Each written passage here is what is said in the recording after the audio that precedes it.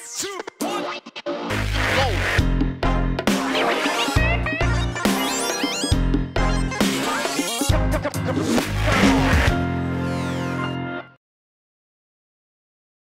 que vous vous êtes déjà demandé pourquoi, en 2015, il existe encore des maladies qu'on n'arrive pas à soigner?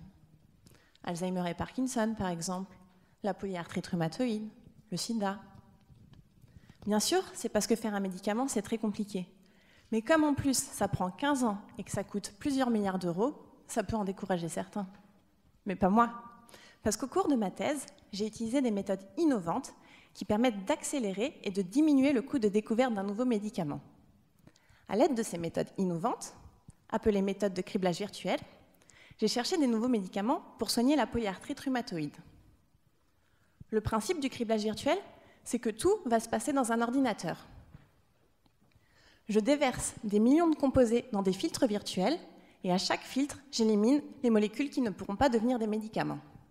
Les composés toxiques, poubelle. Les composés qui ne seront pas bien absorbés, poubelle. Mais le filtre le plus compliqué, c'est celui dans lequel j'ai déterminé quelles molécules sont capables de se lier à l'interleukine 6. Je ne vous ai pas encore parlé de l'interleukine 6. Pourtant, je ne parle plus que d'elle depuis 3 ans.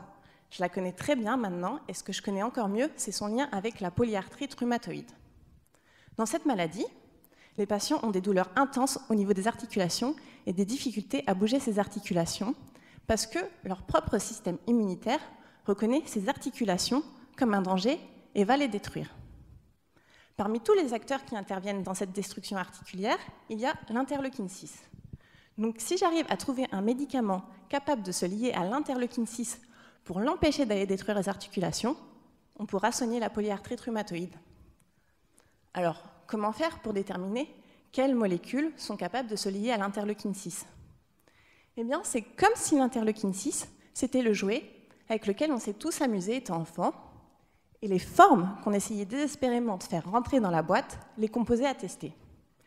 Si la forme ne rentre pas dans l'interleukine 6, elle sera éliminée. Si la forme rentre dans l'interleukine 6, elle continue l'aventure. Au final, j'ai pu identifier 1500 composés susceptibles de devenir des médicaments pour la polyarthrite rhumatoïde. Leur activité biologique a été testée expérimentalement. Vous vous rendez compte ? Au lieu de tester 1 million de composés sur des cellules ou sur des animaux, on n'en teste plus que 1500. Parmi ces 1500 composés, 2 se sont révélés très actifs et sont actuellement en cours de développement par une start-up française. Alors vous voyez, même en 3 ans et sans 1 milliard d'euros, très loin d'1 milliard d'euros, on peut quand même chercher de nouveaux médicaments. Et la fin de la thèse n'est que le début d'une nouvelle aventure. Merci.